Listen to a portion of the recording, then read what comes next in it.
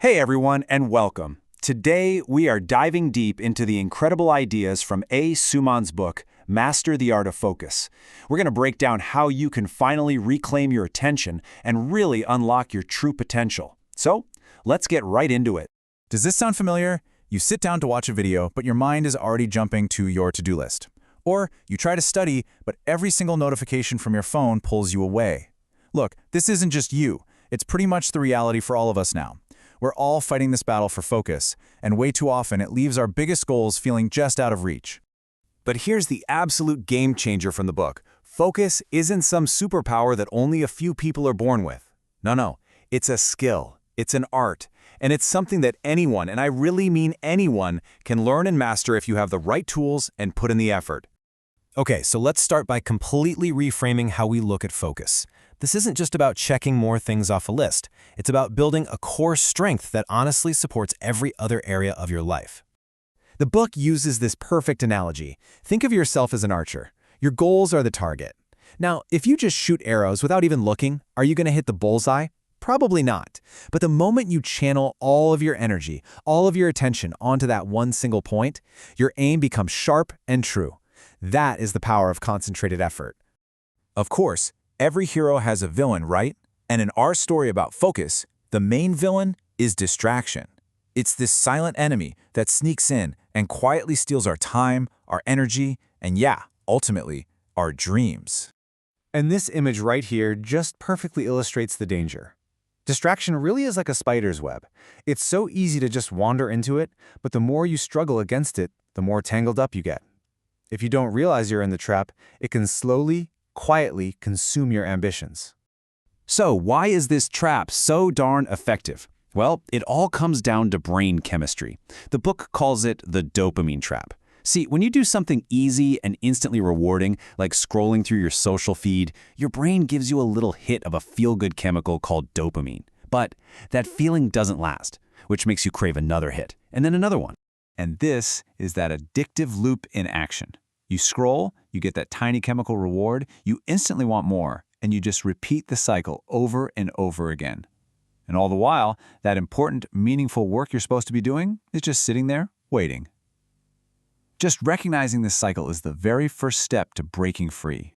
Now, building on that, we have got to talk about one of the biggest myths in productivity, multitasking. We've all been told it's the secret to getting more done, but the book argues it's actually just a big lie. Here's the truth. Our brains are just not wired to do two complex things at the same time.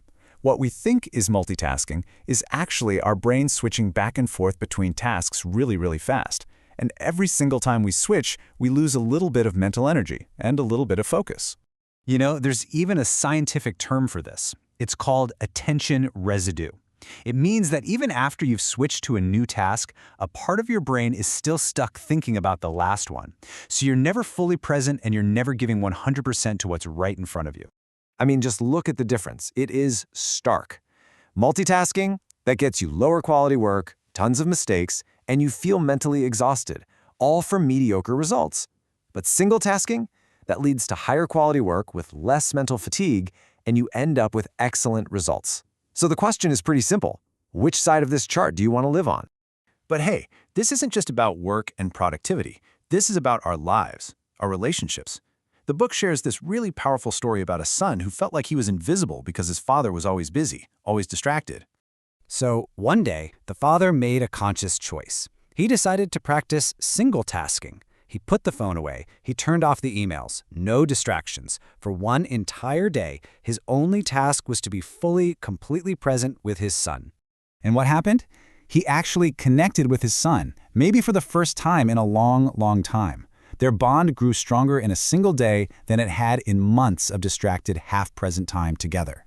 It just goes to show you that our focused attention is the greatest gift we can give, not just to our work, but to the people we love.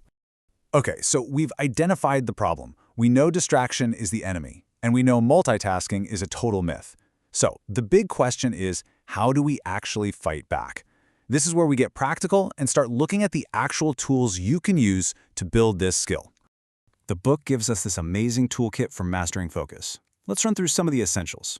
You've got mindfulness to keep you grounded in the here and now. You've got deep work, which is where you produce your best stuff. There's committing to single tasking, the perfect antidote to multitasking. Then there's identifying your triggers so you know what's pulling you away. And finally, a digital detox to totally reset your brain. Let's just zoom in on mindfulness for a second, because it's the foundation for everything else. The next time you feel your mind is starting to wander, just try this 3-step exercise. First, just stop what you're doing. Second, take one slow, deep breath. And third, bring your full attention back to the present moment. It sounds simple, but this little act is incredibly powerful. It breaks you out of autopilot, it disrupts that dopamine cycle, and it clears out all that attention residue, letting you choose where your focus goes next. Really, the ultimate goal of all these techniques is to get you into a state of deep work. This isn't about being busy for the sake of it. This is about achieving that incredible state of flow where you're so immersed in one single challenging task that the rest of the world just fades away. This is where you solve the hard problems, where you create amazing new things, and where you produce work of the absolute highest quality. It is the polar opposite of a distracted, multitasking brain. So, let's bring this all home. Because mastering the art of focus isn't just another productivity hack. It's about taking back control of your life. It's about consciously and deliberately building the future you want. If you only take one single thing away from our time together today, please let it be this. Your attention is not just some tool. It is your single greatest strength. Where you choose to place it will determine the entire quality of your life. Think about it. Your attention is a finite, precious currency. You only have so much of it each day. So stop wasting it on things that don't matter. Instead, consciously invest it in the people, the projects, and the goals that will actually help you build the life you really want. So, the final question is really for you. This power, this strength is already inside of you.